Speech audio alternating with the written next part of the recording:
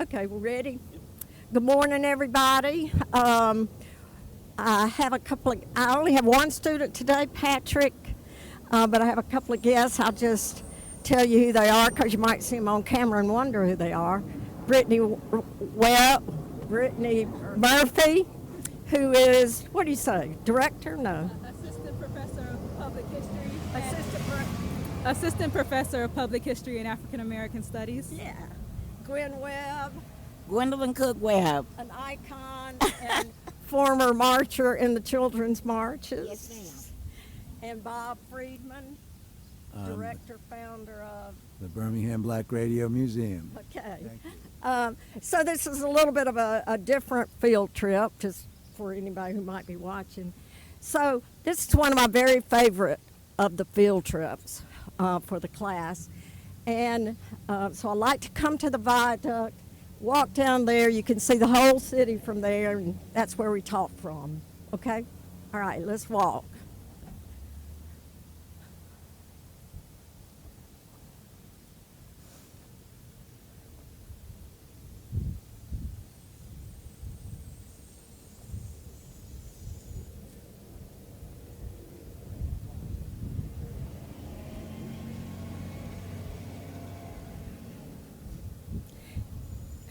We'll stop right here for just a second.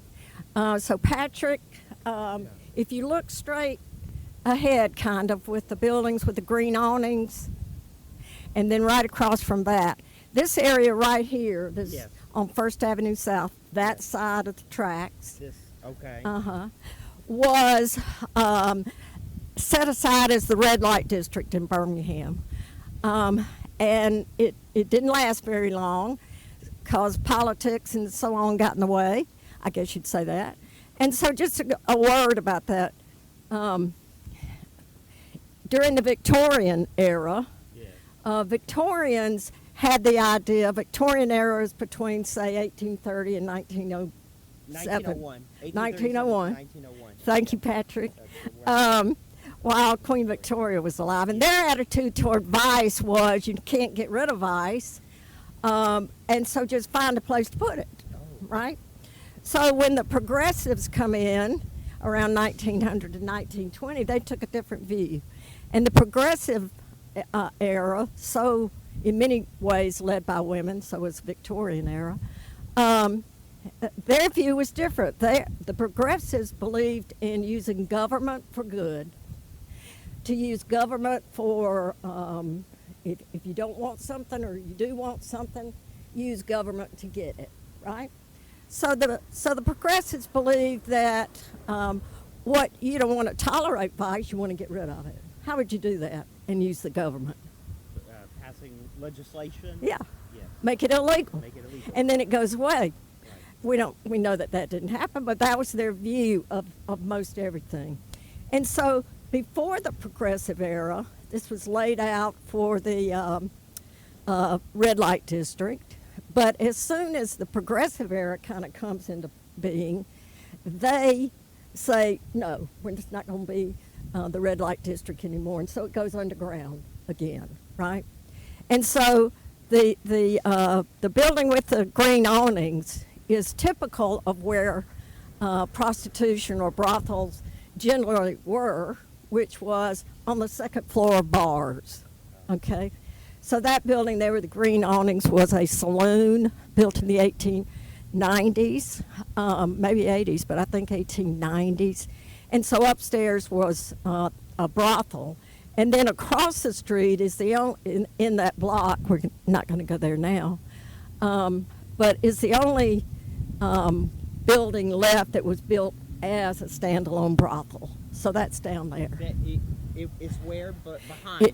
It's on the next block from, Yeah. so it's down there. So I just wanted you to get that in mind and where it is in relation to the railroad tracks. This is in Birmingham, the only standalone brothel. In Birmingham, that's left. Okay. There were many, but they're, Okay. okay, let's walk this way.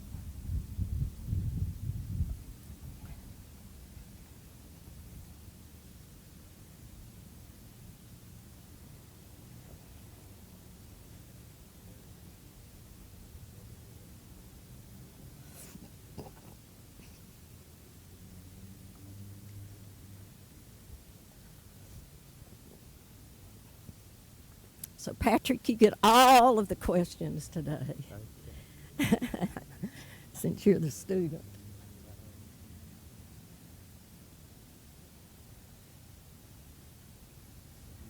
You're glad I'm not on a Senate committee. You'd be glad I haven't. I'm not in the Senate because they would be, you know, how the senators they grill these politicians or these everybody, judges, directors. Anyway, I have a lot of questions. Oh. Okay, we're just going to go a little bit further up, and then we're going to stop and look around and see what we see. Is that St. Paul's? Yes, it is.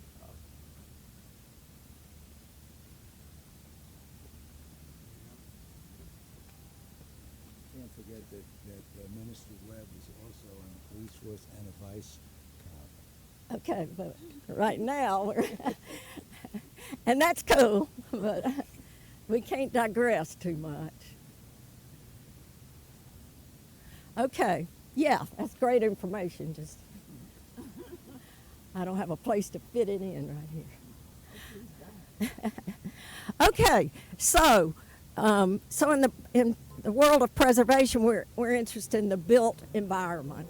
What do places look like? Why are places where they are? What happens to places? And so, Patrick, I want you to look around and tell me what kind of a place are we standing in? This is some commercial. I'm thinking these bridge. Well, I don't know when these bridges were added, but it looks pretty. I would say. Let me ask commercial. it a different way. What do you see here that defines Birmingham? Oh yeah, there's parking. Oh, you're talking about the parking zone or the. Tell me what you see that defines what kind of a city Birmingham becomes. I mean, it's very. Is it the steel? Is the coal and the. Okay, so you're and talking about Sloss, aren't you? Yes. So that's Sloss furnaces. Yes, that was right. And so that's excellent. That's one thing. Sloss furnaces was built in the 1880s, and it was built to make pig iron. Yeah. And that's what put Birmingham on the map. That's the why it's ability. called the Magic City is because I think because of all this. But what were you saying? So the reason Birmingham is on the map is because of its incredible ability to make pig iron, right? Yeah. So in 1871, when Birmingham was founded, it was founded because the group who developed it knew that one fact, that Birmingham was the only place in the world that had all 5 ingredients necessary to make pig iron within a very short range, okay? And we had known that in Alabama since the 1830s and 1840s when the University of Alabama commissioned internationally famous geologists to map Alabama, tell them exactly where stuff was, where the minerals were, where the this was, where the that was, everything. And so in Alabama, people have really just been waiting for the right time to be able to exploit that. And so post-Civil War, 1871, right? Yeah. What era is that in the middle of? Reconstruction. During the Reconstruction era is when this group of men decide this is the time, right? And so they get together and draw out the railroads, build the railroads. See the railroads there? Yeah. Are railroads generally associated with industrial or what? I think so. I think Absolutely so. Yeah. Yeah. So when you stand here, you see those furnaces. You might not know who built it, what it is, or anything else, but it tells you industrial, I think, Yes. doesn't it? Yeah. And railroads always say Yes. industrial. Yeah. And so Birmingham, right this corridor right here, tells you that, doesn't it? Yeah. And in the early decades, there were furnaces like that all the way down First Avenue. Ah, wow. Okay. So it was very, very industrial. A lot Okay. of smoke as well. A lot of probably. smoke, no question. And so what else about where we're standing tells you that transportation is crucial? It's bridges, well, I don't know when these were added, Well, the bridges. it but- doesn't but- matter to the question especially. But definitely, I mean, these railroads, that was, gosh, when was it? So the like- railroads for sure, but you're Yeah. absolutely right. These bridges, we call them viaducts. Viaducts. Yeah. They were built, we had earlier ones that were wood, yeah. and then, or bridges, and then this series of viaducts is very unusual. I know that in the 1820s and in the 1830s. You don't some mean 18, do you? politicians- 18, 1-8. Some politicians had, federal politicians had designed, what was it, the Great Railroad or some, but maybe Alabama, I think would Okay, have been a bit so you're later. way ahead of where we Yeah. are. Okay, so I'm trying now to get you to see the importance of transportation. Yeah. There is no Birmingham and its industry without transportation, right? Yeah. So why are these viaducts where they are? What are they connecting? Well, it starts down there and ends here, The roads, or there and goes that way. What are they connecting? the Who are they connecting? Which part of town to which part of town? prostitutes. No. I don't know. Prostitute. No, the prostitutes, Who are they connected? I don't know. they're connected to the railroads. Yeah. So what I'm getting at is simple. You may be making it a little hard. Okay. But it's connecting that part of town to this part of town. Okay. Right? Okay. I don't know who. Okay, lives- hold on. And so in order to get there, you need to be able to get over that railroad. Yes. Or you're never getting there. Yeah. Right? So you've got all these 3, 4 viaducts that exist to take you across that side of town to that side of town by going over the railroads. Yeah. Does that make sense? Okay. So what looks different about that side of town versus that side of town? That one looks, I want to say it looks a bit more. Just generally. I mean, it looks more run down. It doesn't also. It also. Well, there's some.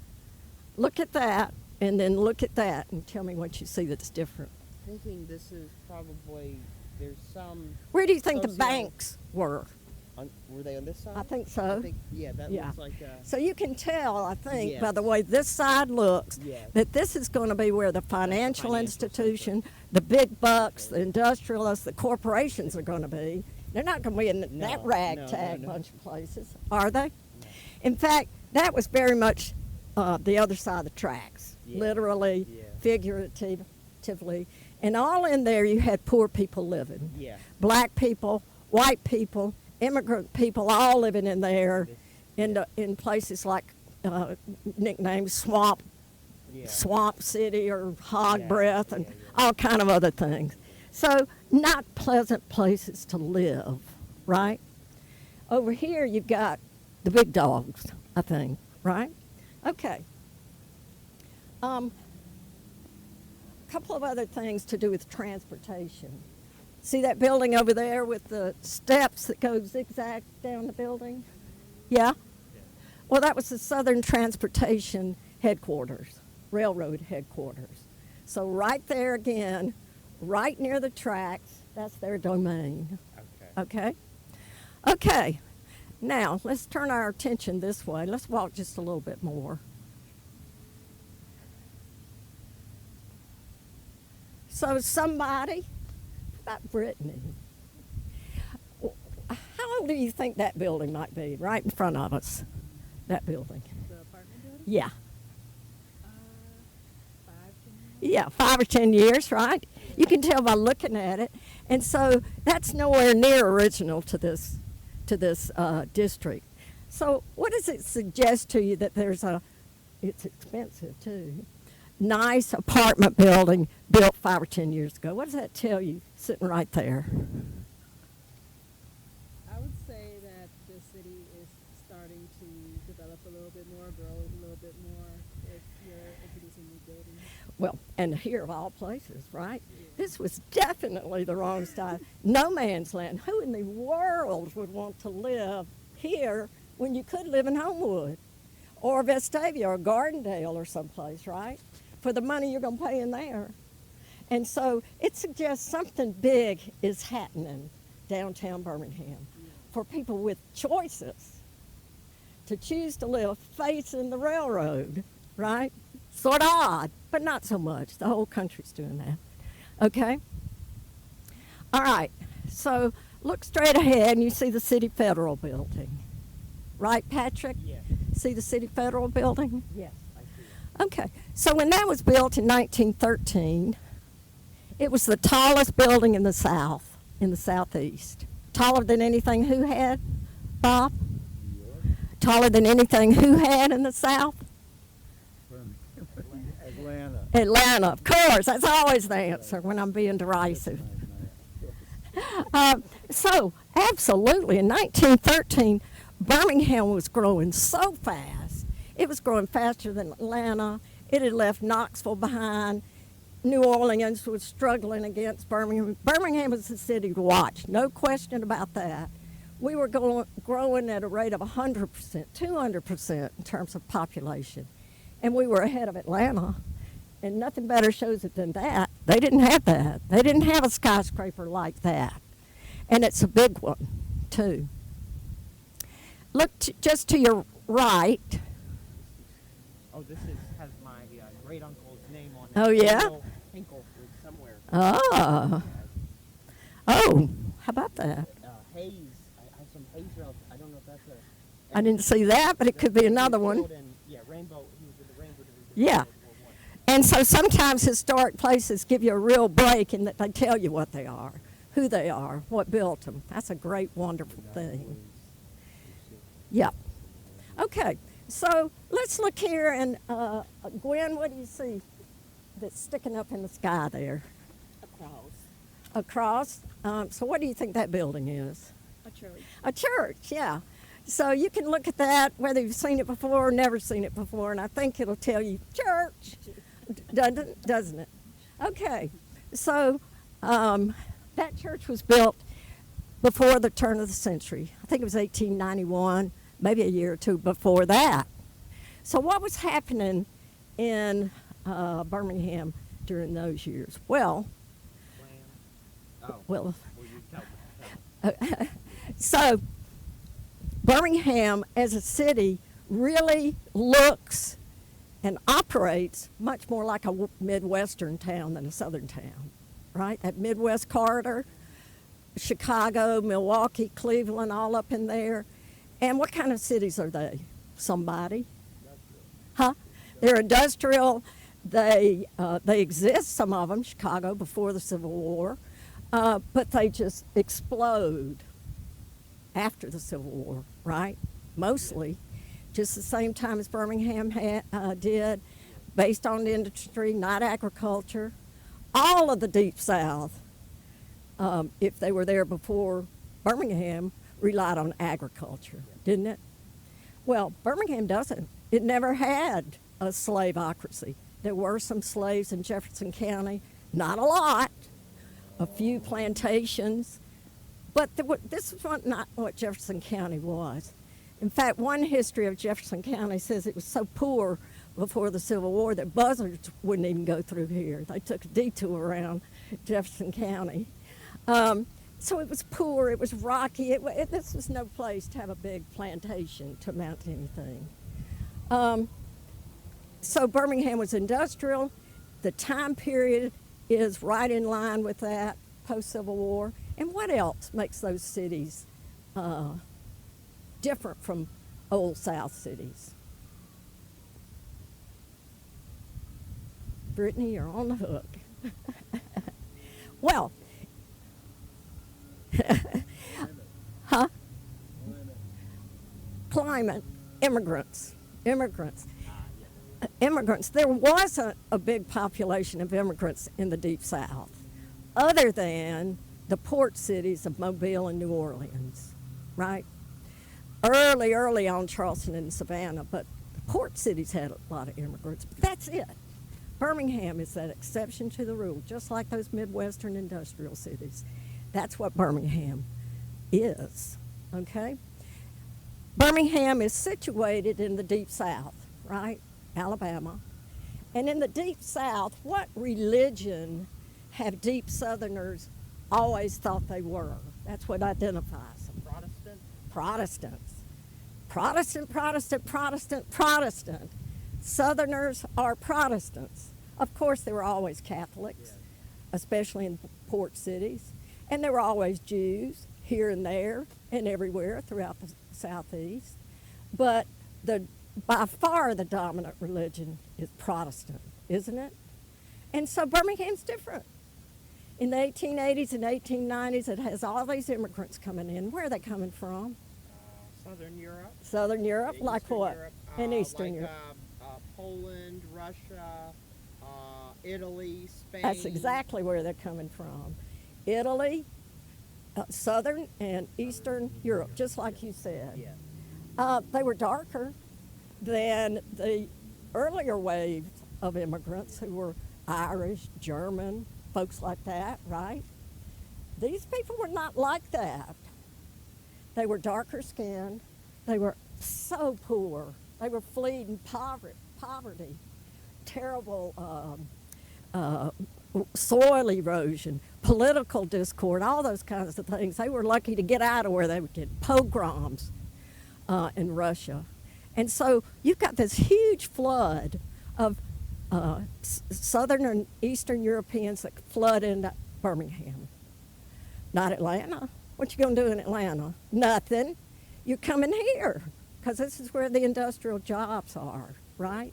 And so often these companies, Sloss and other ones, would go to particular places in Italy or Poland or Russia because they knew exactly where the expertise was. And they would recruit those people from places that knew how to do what they wanted them to do, okay? And so what religion do you suppose these Italians and Polish and Russians are? Well, not the Russians, but the Italians and the Polish are Catholic. Many of them are Catholic. Catholic, and Catholic. What about the Russian Jews? Oh, darn it, I gave it away. Jews, right? So we've got this wave of people who aren't really Southerners, right? From the point of view of Southerners, how are these people going to fit in, right? They're not Protestants. They're not white. They're not anything that Southerners say they are, and this region is. Isn't that right?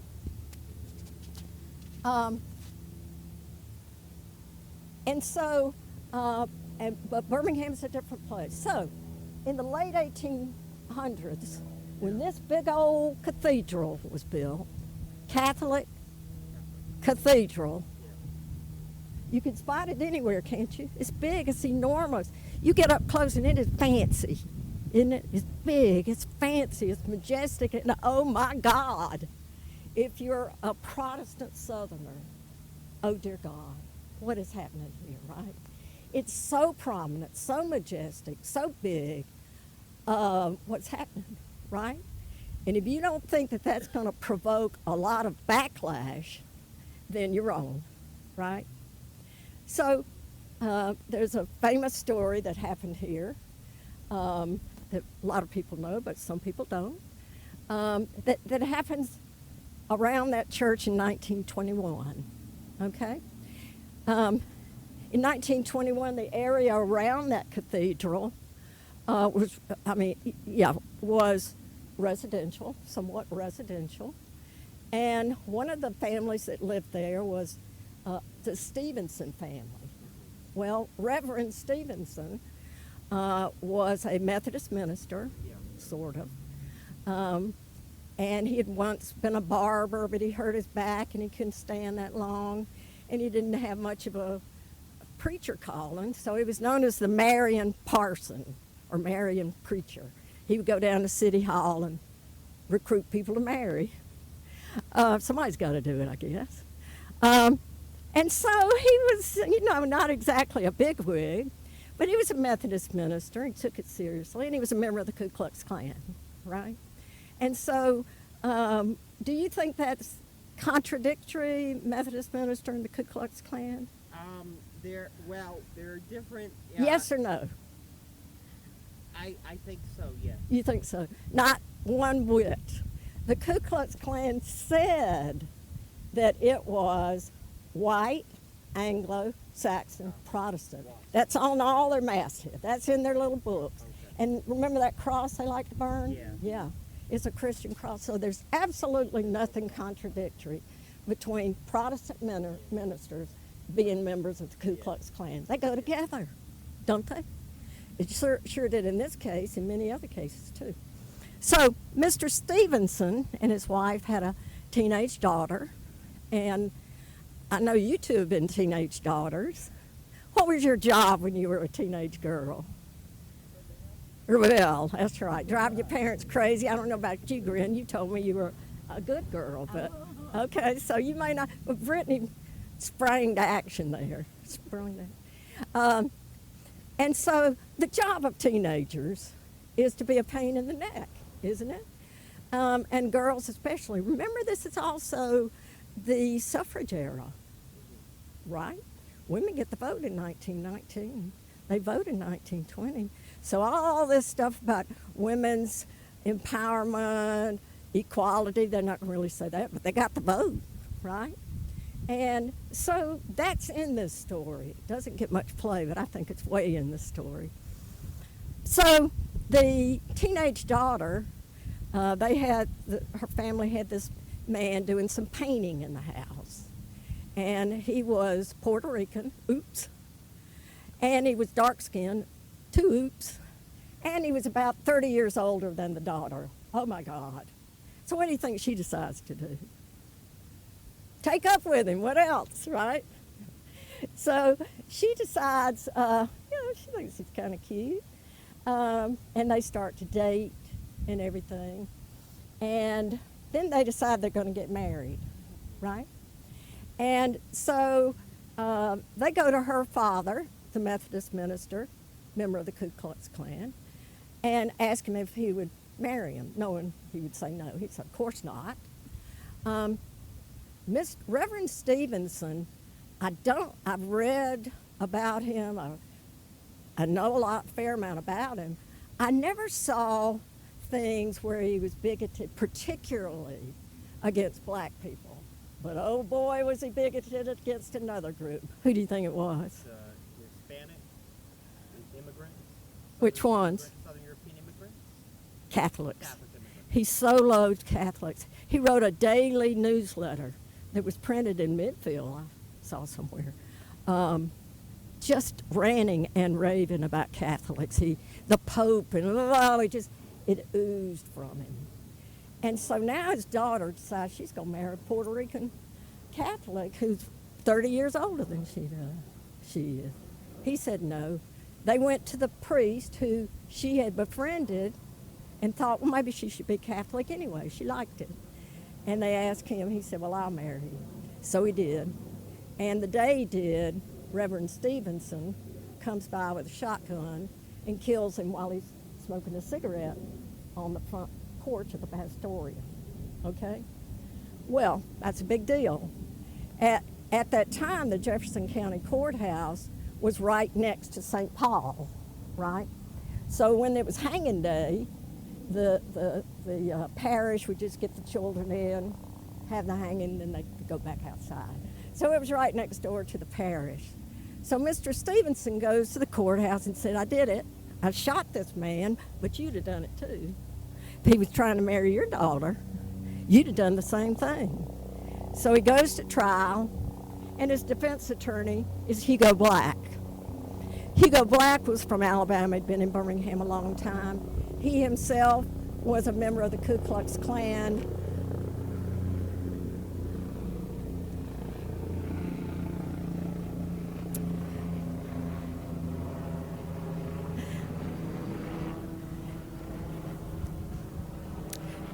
He was a member of the Ku Klux Klan. He was a lawyer and a good one. And so he became Stevenson's attorney. And he defended him by turning him from Puerto Rican into Negro, right? So he would, according to the book based on documents they found in the attic, a historian wrote it, she says that he pulled the shades in the courtroom so it would be dark, so he would look darker. She said he talked about his hair, being nappy, things like that. That's what she writes. And so turned him into a Negro, right? And one thing we know about Alabama and most every place in the country was that it was illegal, for one thing, for a white person to marry a black person, right?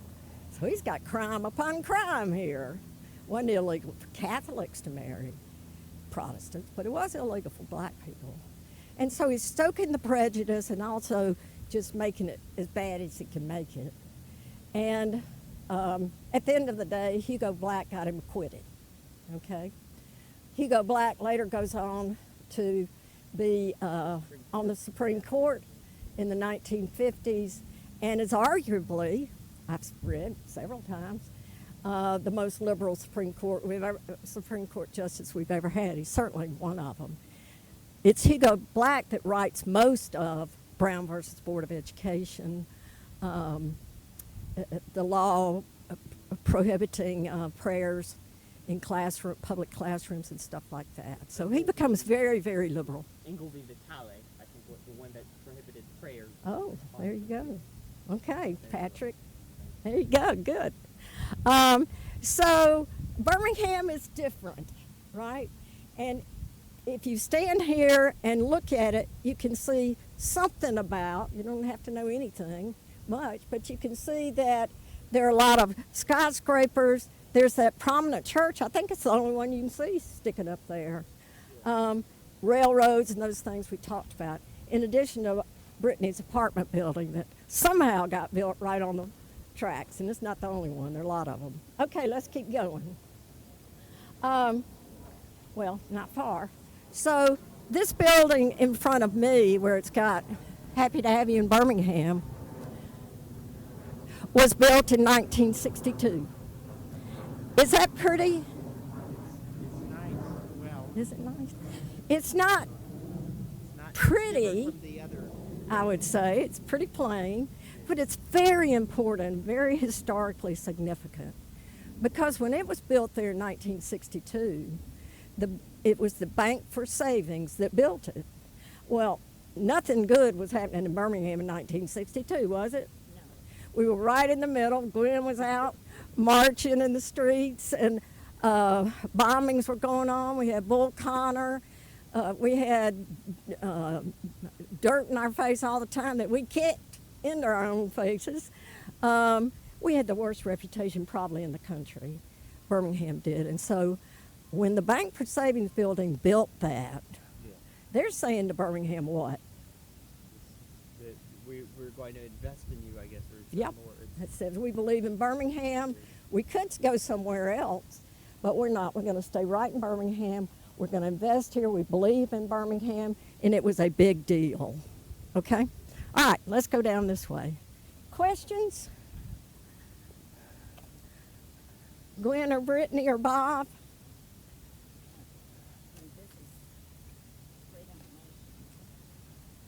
Good. Thank you. And if you've got any questions, Did the media or any like public figure see the building as basically explicitly saying, see, they came here, so obviously our way of life, they support our way of life, and that I didn't hear the very beginning of what you said. I was wondering if any We should public prob- officials, media saw the investment in the city as basically co-signing the way of life. Did they say it explicitly that this was evidence that? I think there were some newspaper articles that said that. Yeah, I think the bank itself said that, and it was quoted in the newspaper, if I'm not mistaken. Really? And I think so, because it was such a big deal, you know. I imagine it was saying they support a new Birmingham. We're going to continue, we're going forward. Because remember, in 1962, we had the change of government. From the what was Bull Connor's office? It became Commissioner. a mayor system, but I forget what he was. But he's Commissioner. thrown out in 62. So lots of stuff's going on and changing. We're not through yet. We haven't had the 16th Street bombing and those kinds of things. But there are big things happening in Birmingham. And that's a good question. I'd be interested to know if I don't know how the dates coincide, but if it was before or after or what. the change of government. That would be interesting to know. But, That law that was on the book, uh-huh, and if I'm not mistaken, it's still on the book. it's on Alabama On books, Alabama book. but it's trumped by the Supreme Court. So I know it's on the books, but it doesn't matter. No, it didn't matter to us. We tested it. Well, of course, that's the point. Uh-huh. Once the federal government is on top of it, then you can test it and you're going to lose every time if you don't like it. If you're trying to test, if you won't allow a black person and white person, you're going to lose that. Yeah, same thing you're saying. Yeah. So they're obsolete. They're on the books, but they don't amount to anything legally.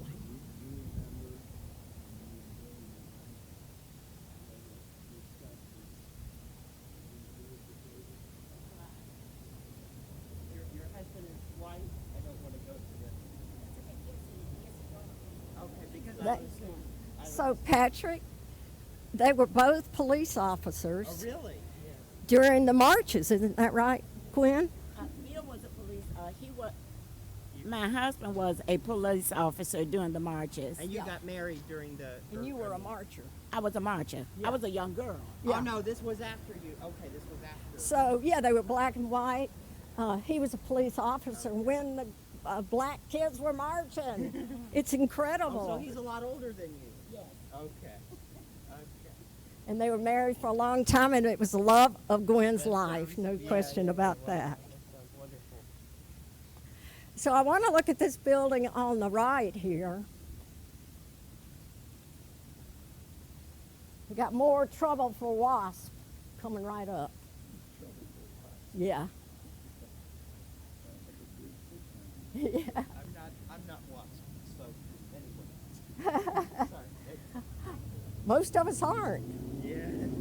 So, Patrick, what's the name of this building? Is the Steiner Bank And it was built in 1890. It tells you that right on the building. What kind of name do you think Steiner is? Steiner. It's a German. It's a, Well, it's a Jewish name. it's a Jewish name, right? So there you go, trouble again. So you've got this very prominent big bank built on one of the main corners.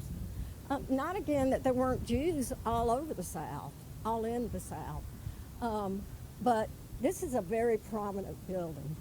And Patrick, just in terms of what the building looks like, since this is a preservation class, 1890, what era would that be in?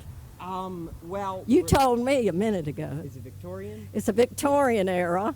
But I'm seeing these arches. Those are those remind me of the. I mean, a lot of Richardsonian Romanesque buildings have these. That's exactly what it is. How did you get that? And also, well, I mean. Because I must have taught it the first time. No. It has the arches. Yeah. So this is an example of Richardsonian Romanesque, and we had a number of them at some points, and maybe we got a couple now. This is the best example of it. This is a what? This is the best example of it. Yeah. So Richardsonian Romanesque was the highest style, the most stylized, commercial type of the Victorian era. And they liked arches. And they liked a collection of different materials. What kind of materials do you see, Patrick? Brick. This might be some kind of is it limestone. Yeah. What else? What about that? This. It's some kind of. I'm not. It's cut stone. Cut stone. Cut stone. That is limestone across there. But that's cut stone, limestone, brick. And what about details? We can step in here. It likes a lot of play of details. Like what? I mean, it has these columns, and I set. These are, of course, elements of the Richardsonian Romanesque style, but those columns, these arched openings, those are all significant. And those are massive. So those are making a statement, Yes, aren't they? they're prominently. They're not inscribed, but they're featured prominently. They're very, in the very building. prominent. This is some important building, Yes. right? Yes, it looks And like so you've got all kind of brick details. Each floor's windows are a little bit different. Yeah. See? Yeah. They're not uniform. All kind of interesting play of materials. Richardsonian Romanesque is considered very masculine. I hate those terms. But what do you think would be defined as masculine? What do you think defines it as masculine? Stubborn? No, I'm kidding. Massive, heavy. Yeah, takes Massive. strong people. yeah, really- massive and heavy, right? And very trustworthy. This bank is trying to tell you, you can trust us. Look at this great building we bought. It's heavy and massive, and it cost a lot of money. And what are they trying to tell you, Brittany? That you can trust them. Yeah. Look at this, what we've done here. And so you can trust your money here. Yeah. So, what is that? Those words are that embedded. Steiner building. Oh. So it was a different use. I'd have to think. It's had different uses over years. It looked like teen something. I don't know. It was Kid Plosser and Well, it says Steiner on the bottom right, as well. So Kid Plosser and Sprague, but I don't think that's what that I said. don't know. So let's come around here.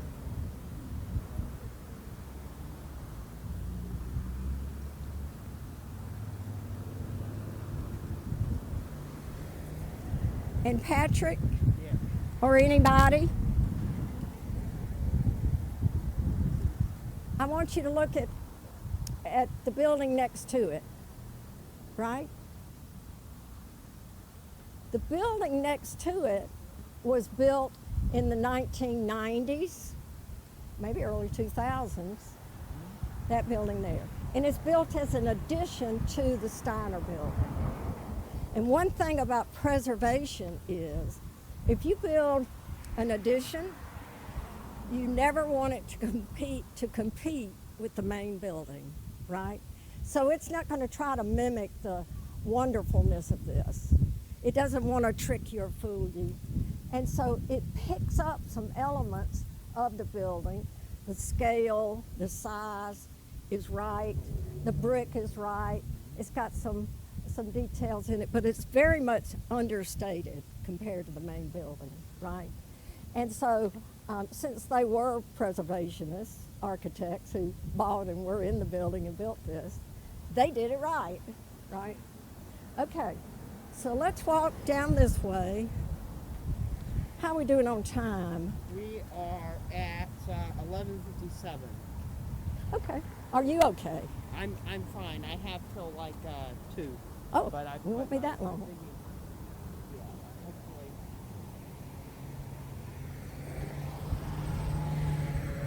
I don't know. Okay. We're going to walk down here. Bye. So this is an example of Art Deco and Renaissance architecture. It's very I mean, we see these vertical. Very vertical, Yeah. but it's got some sort of classical influences. What do you mean by where do you see? Can't see it probably this close up, Yeah.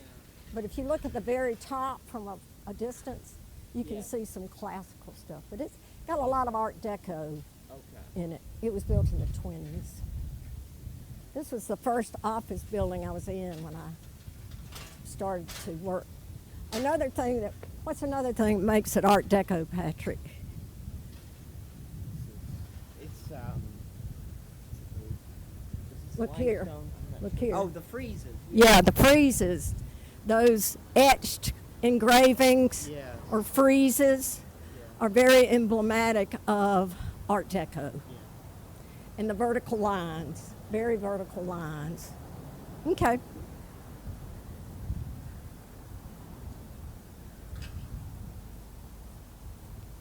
So we're going to go down to the corner and take a left.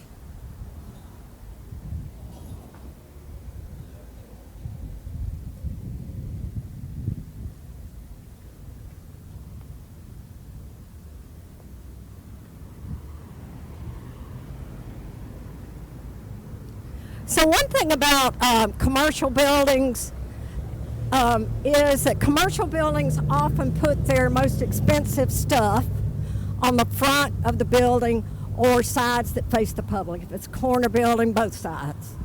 But like that building there, you can see City Federal, fancy on the front, plain and brick on the side, right? And you'll see that a lot anywhere. What kind of buildings? This is the No particular kind, just commercial buildings. commercial building. Yeah, typically give you the best stuff in the front.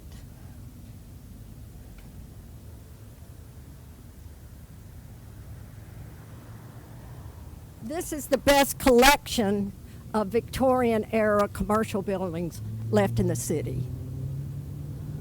Again, the arches, the stone, all kinds of stuff. 1880s, 1890s. Okay. And a lot of these buildings we're going to see when we turn into Morris Avenue, a lot of these buildings go right through the block to Morris Avenue, which is just kind of fun. Huh? Yeah.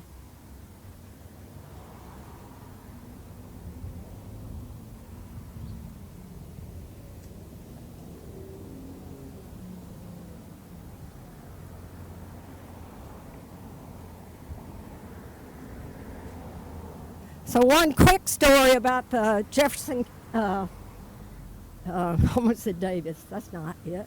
Thomas Jefferson Hotel, where it says Tower down there. Yeah. You see it, Brittany? Yeah. Yeah. You see it, Brian? So one just kind of fun story is that in the 60s, the next to the top floor was reserved for the governor, who was mostly Wallace at that time, and he's not getting the best digs. The floor above that is where the real privilege is. And who do you think they reserved that for in the 60s? More, absolutely, Bear Bryant. Yeah, so we had our priorities very much in order. Bear Bryant at the top, then Wallace. Of course, he went to Alabama too. He's probably all right with it. Yeah.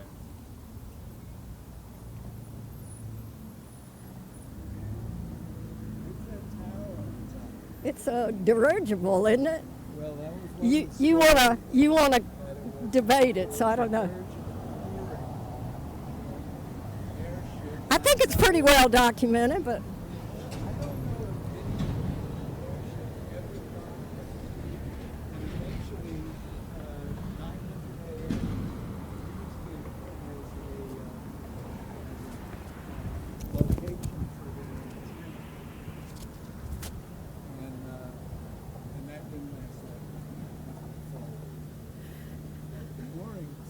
so the who? the idea that it was a dirigible mooring, Uh-huh. that an airship could actually float over the skyline and moor there. Yeah. And I don't know where it started or finished or whether it was ever true or if it ever happened. But I've heard it. Yeah. It's an ongoing debate, Ongoing at least. amongst me and myself and I. Okay, so this corner right here, 20th and 1st, is called the heaviest corner on earth. Do you know that term or not? No. Okay, so in fact, I put the 4 buildings on the National Register, and it's called the heaviest corner on earth, Historic District, because that was what it was called. So boosters of Birmingham, starting in 1871, but certainly all the way through the 20s, had so much faith and confidence and about Birmingham. They were swaggering around, bigger than Atlanta, all this kind of stuff. And so when they built this, corner, they said it was the heaviest corner on earth. There were more offices per square foot than any other place in the world. That's what they said. I don't know if anybody fact checked it, but that's what they said. At any rate, they showcased it to the world, right? That Birmingham is so modern and it was. What year? So the earliest one is 1902, that one Yeah. on that corner. Yeah. 1906, Yeah. 1926, I think, Okay. 1927, Okay. something like Okay. that. And so all of these buildings were built as headquarters or banks for big industry. Woodward Iron Company, that was a bank. All of them were. This was a bank, this building over here. And so when you look up at the top of this building, Patrick, when you look up at the top of this building, it's very fancy. You have that beautiful terracotta with all the different colors and the tile, and a lot of different busts up there. And people who have researched it well say they still don't know exactly who those busts were, but they're pretty sure the architect's one of them. And so I always think I'm going to build me a building and I'm going to put my mug all over it so they can't forget. So look above that, at the very top of the building, what do you see? Gwen. Very top. I see some letters. Yeah. Can you tell what they are? That's what I'm trying to. Oh, you do see some letters. They're E's, Yeah, all these. because this was built as the Empire Building. Okay. Not Eagleton Hotel as it is now, but they're going to pick up on that. But it was built as the Empire Building, okay? And so it's very fancy, and these buildings are there to impress you, aren't they? One thing about Birmingham is that because it wasn't founded until 1871, by the time these Chicago school skyscrapers are invented, which is what these are. Yeah. I'm saying that backwards, but there was nothing here too much. Nothing much you'd die to be keeping in the 1880s, 1890s, with some exceptions, right? And so what Birmingham boosters were able to do is to recruit the best architects in the world, in the country, to come to Birmingham, because they had a free hand. They could do what they wanted to. And so we get the benefit of these very skilled and well-known architects that come down here and build, right? So I mentioned this Chicago-style skyscraper. I blew it again. I was going to say, who invented the Chicago skyscraper? So that doesn't work. I don't know. Chicago. I mean, Yeah. it was, who invented it? God, I forget. Well, no, it was Chicago, so I was going Yeah. after. And so it's a very specific thing. Chicago School skyscraper has three distinct parts: a base, a shaft, and then a top. Okay, this one has it. They all, this one has it. Yeah, they all have it. Yeah. You can see that, right?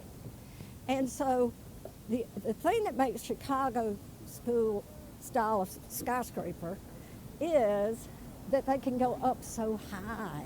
What allows them to go up so high? Concrete and forced steel. And who better to show it off than Birmingham, right? Because we were building some steel by now. And so that technology is what allows for Chicago's School of Skyscrapers. Perfect for, and I think that was the 1890s, maybe 1880s. Perfect to put an imprint in Birmingham, right? I love this building. Yeah, You know, I do I too. never really paid that much attention to this building. Yeah, I'm sure. This building is so impressive. Yeah, it's beautiful. Uh-huh. And we've got a lot of that terracotta tile in the city Yes. with all the different colors. Yeah. And the colors are baked right into the terracotta. They're not painted on. You'll see a lot of that around. And the windows. Yeah, the windows are Like beautiful. arches. Yeah, yeah, know. yeah. So you got some classical details on it for sure. Okay, let's go down here. Is there an E sign right on the corner? Is that preserved? No, that's brand new to the Ealerton Hotel. Yeah, They monopolized hotel. yeah, exactly. Very clever. It's a fantastic little hotel. If you ever have people come down that they want to stay someplace fun, it's a good one. Oh, that's good to know. Oh, it's Might go wonderful. myself. Yeah, I have. I think I've stayed there twice.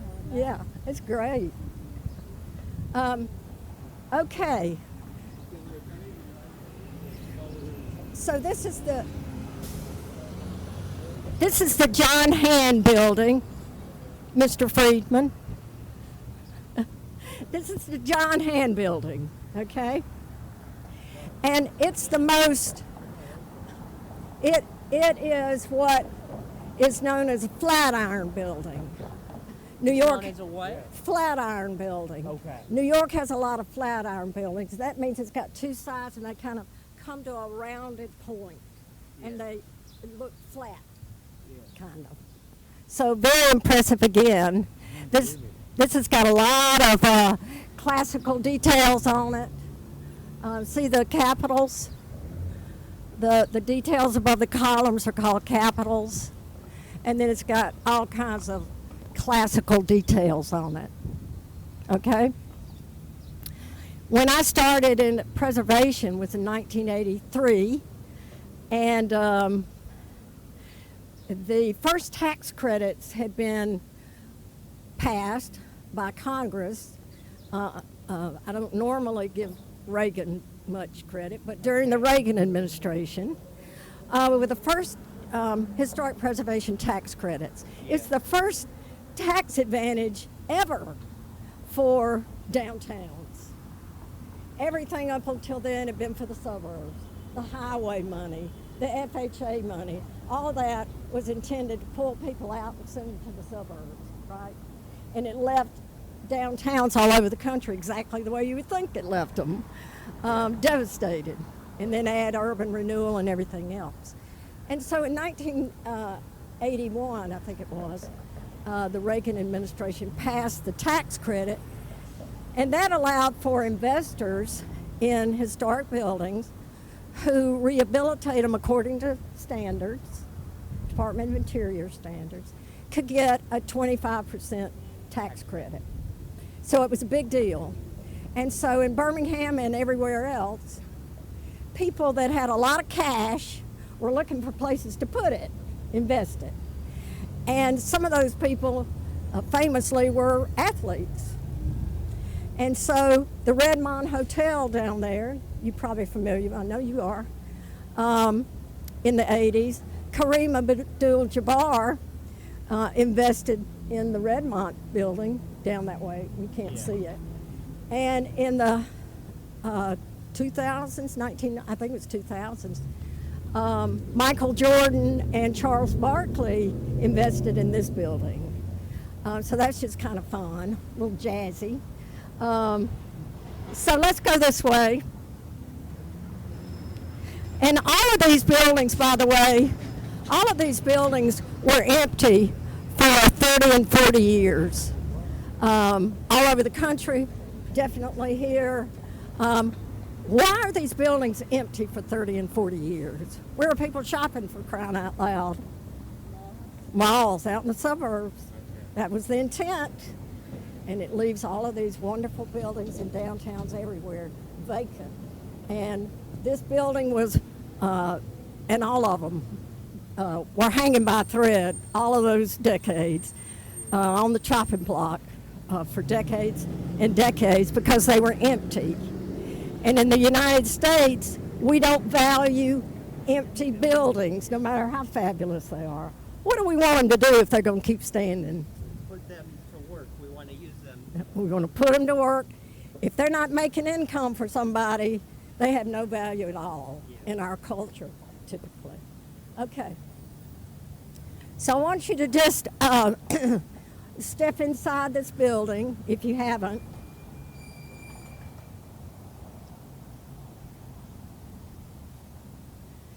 because it's filled with Silicaga marble.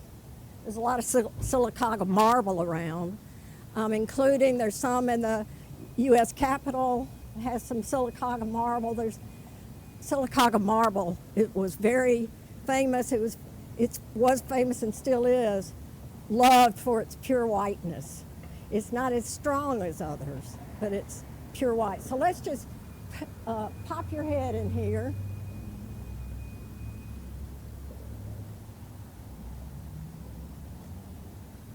Well, let's do this one. Huh? And y'all just, no, I'm good, but Gwen, you go. And Ben. Hey, we're just looking, just for a second. See all that marble? This building was so close to being wrecked many times and brought down. So we're not really supposed to be loitering, so we won't.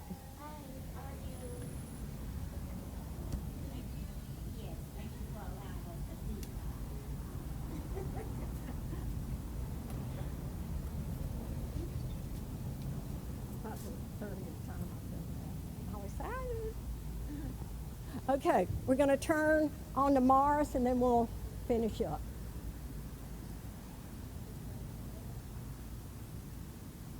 Now that train bridge has its date on it. 1931. What period is that during? Who was president? Who was president in 1930? Hoover is exactly right. We're not to Franklin Roosevelt yet. It's definitely during the Depression. And so this is not New Deal money.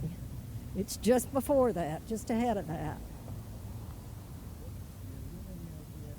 How far up north those tracks go? Do they end at Schloss? Is that the line? Is that the line that I don't have any you can idea. go to Chicago? I don't have any idea. It's a good question. I don't know. So Morris Avenue is the oldest street in Birmingham. Okay. It was laid out in 1871. These are not the original cobblestones. They were put in, but they were put in the 1970s. Is that good preservation, Patrick? No, why not? Because they took everything out. We like to, with historic preservation, we like to keep the material intact. Yeah. So it isn't preservation. We like it. It looks good. But it's not preservation, although 50 years from 1970, we're getting right at it. So to be considered historic in the preservation world, it has to be 50 years old. So these are pushing 50 years old.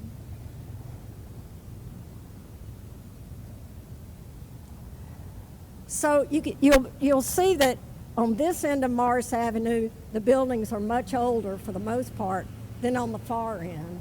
On the far end, they very distinctly look more 40s, 50s. They're a lot more boring, square, metal windows, that's it.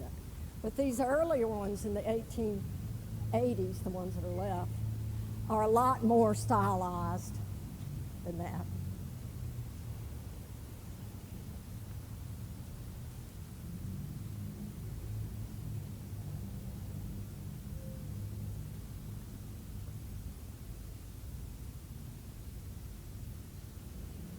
So Patrick, Yes. this was probably the first building that was, quote, renovated Yeah. in the 1970s. Yes. And we're glad for that. Yeah. But they did a definite no-no when they renovated it. And that is that they sandblasted the brick. They sandblasted the brick. And that is the number one no-no of historic preservation. Why is that? It disturbs the interior, I assume. No. Because it takes the front off of the brick and leaves it porous. And so the Department of Interior would never agree to that. You can do it, but you're not going to get your tax advantages if you do it. And so that's what not to do. Looks fine, but it isn't going to be fine. Yeah. erosion. Yeah. And why should we invest in Yeah. So these are the back end of the, or front end, of the Victorian era buildings. You can see that's 1885. Hey.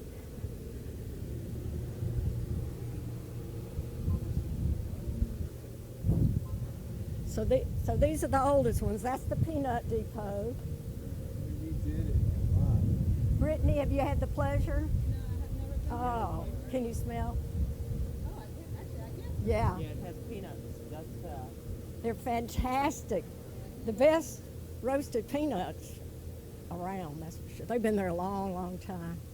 Well, a lot of during prom season, we would see this was a popular place for high school graduates, and the women were dolled out and high heel shoes and what have you, at the negotiating conference class.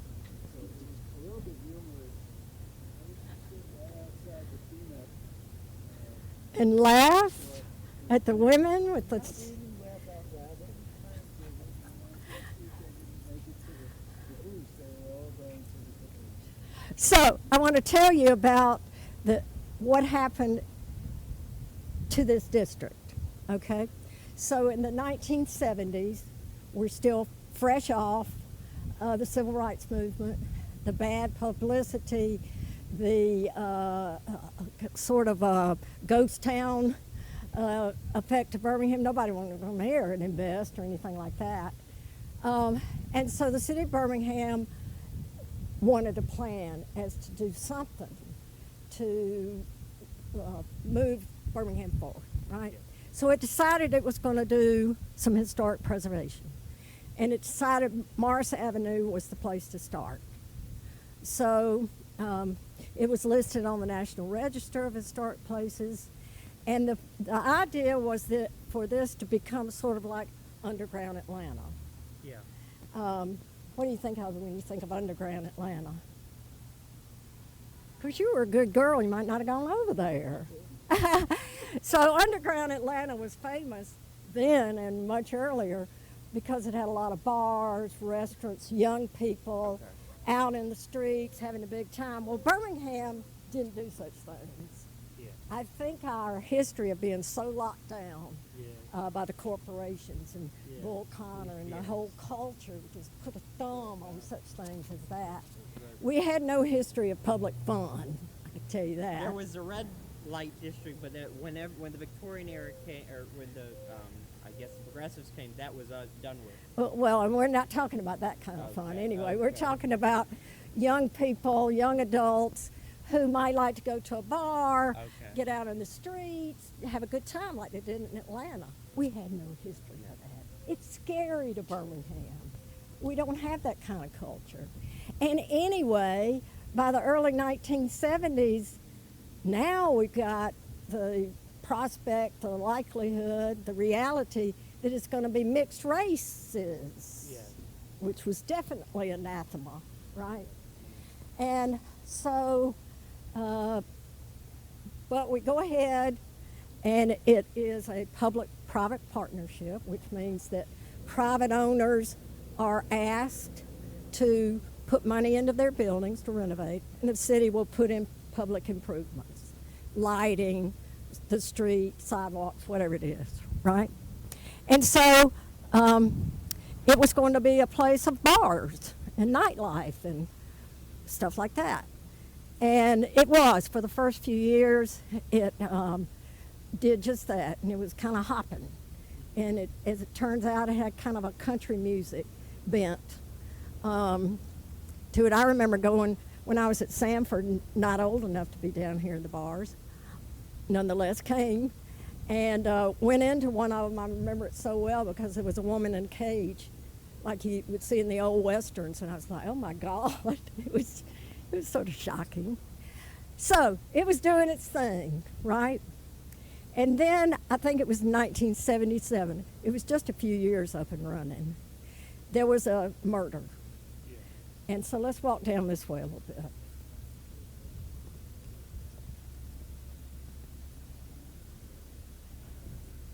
Gwen, you may remember this. Gwen, you might remember this. I tell you what, I remember down here too.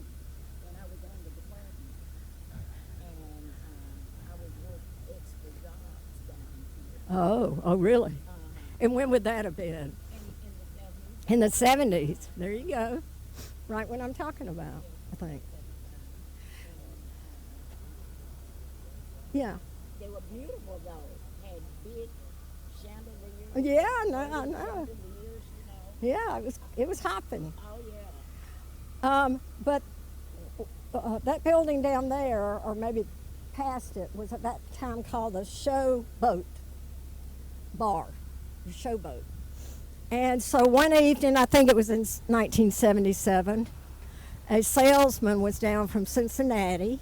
He was in there dancing, and a woman came up to him and said, well, he wasn't dancing. She said, would you like to dance? He said, sure. So they did, and she said, would you like to go out and have a cigarette with me? He said, sure. So they went outside, and then she and her boyfriend kidnapped him, threw him in the car. They had planned that. And they took him out to Shelby County and shot him in the back of the head, killed him for his watch. When that hit the newspapers, it wasn't weeks before the whole district just collapsed. It couldn't withstand. And to me, that suggests how fragile it was. It just couldn't survive that. That's everything we were afraid of. What year about was it? I think it was 77 when the murder happened. That's Victoria's Secret, not Victoria's Secret, Victoria's Station, which came in just during this time, and it was a fun eating restaurant. They were all around the country, so when we got one, we felt very uptown to have it. Okay, that's pretty much it. We're going to go up to First Avenue. And Brittany, there's another new apartment building. Yeah, they're choosing some interesting locations. Yeah, and they're popular, and they're expensive. And so, very much a new wave. Oh, where are I know this is new, but do you know who started this before I got? This was Black Lives Matter. Really? Oh, so Yeah. Remember during Black Lives Matter, a lot of the graffiti, Yeah. or at least that, yeah.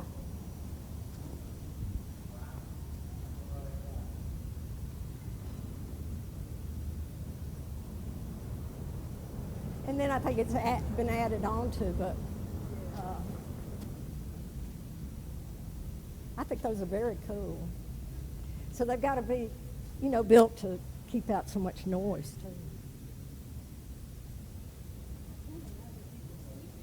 I could hear the train from my apartment. It's nowhere near. Well, I imagine it's, concrete and the stuff because they're not cheap. All right, let's go.